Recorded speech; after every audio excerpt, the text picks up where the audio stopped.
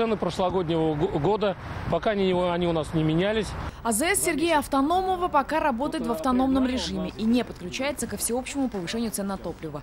Владельцы независимых станций в этом вовсе не заинтересованы, говорит он. У них свои постоянные клиенты, и расстраивать они их не любят. Мы планируем повышать цены только в том случае, если заводы будут поднимать.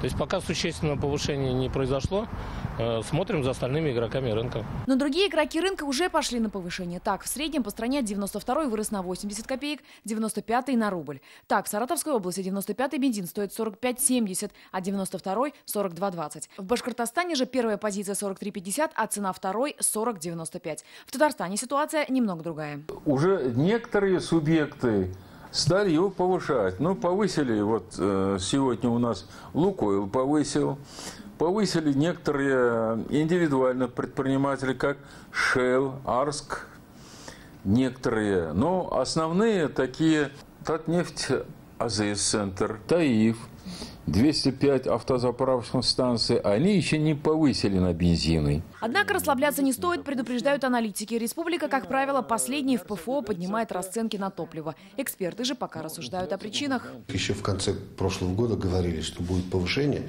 на ту сумму НДС, которая повышает с 1 января 2019 года.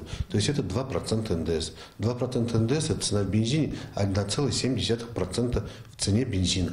Каждого, любого. Он повысился благодаря налогу НДС. То, что АЗС газанули, заметили не все казанцы. Мнения разделились. Я слышал, что будет подорожание, а пока рост цен не видел еще на заправках. Важно, но не до такой степени, чтобы я обращал на эти копейки внимание.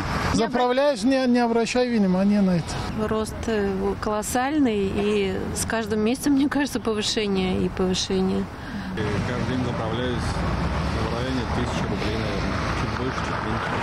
Ну, это нормально, вы считаете? Я считаю, что нет. Это может быть не последнее подорожание цен на бензин в этом году. Суммы могут измениться после 31 марта. Тогда все будет зависеть от инфляции и оптовых цен на топливо. Альбина Аслагараева, Ильшат Мухаметов, ТНВ, Казань.